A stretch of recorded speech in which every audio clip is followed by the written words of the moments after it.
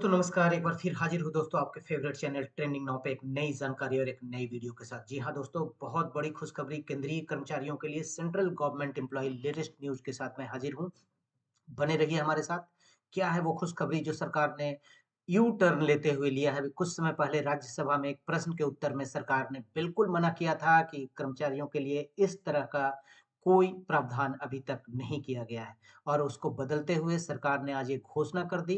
हम उस पूरे प्रूफ के साथ आपके साथ आएँगे और ये बताएँगे। अभी हमने कुछ दिन पहले भी एक वीडियो बनाया था जिसमें बताया था कि सरकार ने बिल्कुल मना किया है कि इस तरह की कोई जानकारी अभी तक हमारे विचाराधीन नहीं है।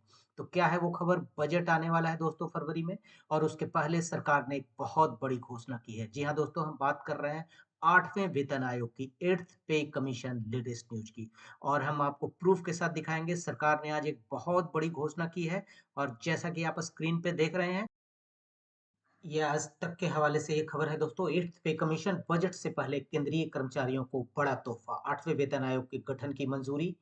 केंद्र सरकार ने केंद्रीय कर्मचारियों को बजट 2025 के पहले ही बड़ी खुशखबरी दी है। दरअसल मोदी सरकार ने 8वें वेतन आयोग के गठन के लिए मंजूरी दे दी है। 8th पे कमीशन के गठन की मंजूरी दे दी। केंद्र सरकार ने केंद्रीय कर्मचारियों को बजट 2025 से पहले ही बड़ी खुशखबरी दी है। दरअसल मोदी सरकार ने 8वें वेतन आयोग के गठन को मंजूरी दे दी है।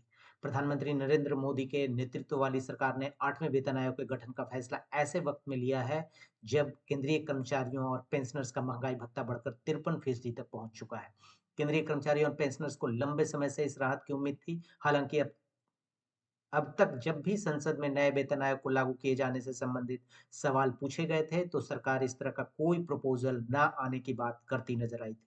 लेकिन अब अचानक सरकार ने 8वां वेतन आयोग लागू करने के लिए रास्ता साफ करते हुए केंद्रीय कर्मचारियों को तोहफा दिया है। जी हाँ दोस्तों, गुरुवार को केंद्रीय सूचना एवं प्रसारण मंत्री अश्विनी वैष्णव ने पीएम नरेंद्र मोदी की अध्यक्षता में हुई केंद्रीय मंत्रिमंडल की बैठक में किए गए फैसलों के बारे में बताया। उन्होंने बताया कि बैठक में नए वेतन आयोग के गठन का फैसला लिया गया है। इस आयोग को अगले साल यानी 2026 तक अपनी रिपोर्ट सौंपनी होगी। आगे की प्रक्रिया की बात करें तो 8वें वेतन आयोग को केंद्रीय मंत्रिमंडल की मंजूरी मिलने के बाद अब राज्य सरकारों पीएसयू से कंसल्ट किया जाएगा और इसके साथ ही 8th पे कमीशन के अध्यक्ष और 2 सदस्यों के नाम का भी जल्द ऐलान किया जाएगा।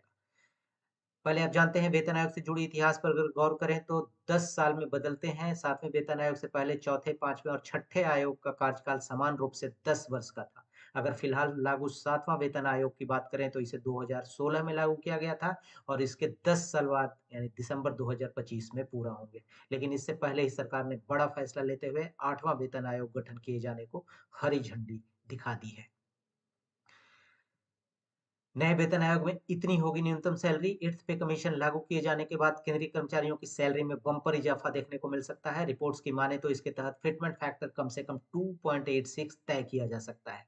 अगर ऐसा होता है तो फिर कर्मचारियों की न्यूनतम बेसिक पे इसी हिसाब से बढ़ोतरी देखने को मिलेगा और ये 51,480 रुपए हो सकती है, जो कि फिलहाल मिनिमम बेसिक सैलरी 18,000 रुपए प्रति माह है।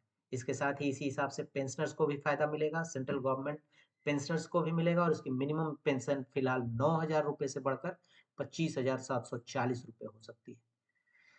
केंद्रीय कर्मचारियों के वेतन को तय करने में इसी फिटमेंट फैक्टर का अहम रोल होता है। अगर 7वें वेतन आयोग की कैलकुलेशन पर गौर करें तो कर्मचारियों को मिलने वाला कुल वेतन उन्हें मिलने वाले तमाम भत्तों के अलावा बेसिक सैलरी और फिटमेंट फैक्टर के आधार पर तय किया जाता है। 7वां वेतन आयोग लागू होने से कितना बढ़ोतरी हुआ था? जब छठे वेतन आयोग की जगह 7वें वेतन आयोग की सिफारिशें नरेंद्र मोदी के गवर्नमेंट वाली सरकार द्वारा लागू की गई थी 2016 से, तो उसके बाद सरकारी कर्मचारियों के वेतन में बड़ी बढ़ोतरी देखने को मिली थी। 7वें वेतन आयोग के तहत 2.57 का फिटमेंट फैक्टर लागू किया गया था, जिसके परिणामस्वरूप केंद्र सरकार के कर्मचारियों और पेंशन भोगियों के मूल वेतन में 2.57 से गुणा किया गया था। यह उनके मूल वेतन में 2.57% की वृद्धि के बराबर था। इसके विपरीत पिछले वेतन आयोग में फिटमेंट फैक्टर 1.86 था, जिससे सरकारी कर्मचारियों के मूल वेतन में 1.86% की वृद्धि हुई थी और अब इसको 2.86% फिटमेंट फैक्टर की बात की जा रही है दोस्तों। हमारे चैनल पे बने रहिए। जैसे ही 8th पे कमीशन से रिलेटेड कोई भी जानकारी मिलती है, मैं आपको दूंगा और ये आप देख रहे हैं 8th पे कमीशन का ऑफिशियली अनाउंसमेंट भी होगा, तो मैं वो लेटर भी आपके समक्ष लेके आएगा। धन्यवाद।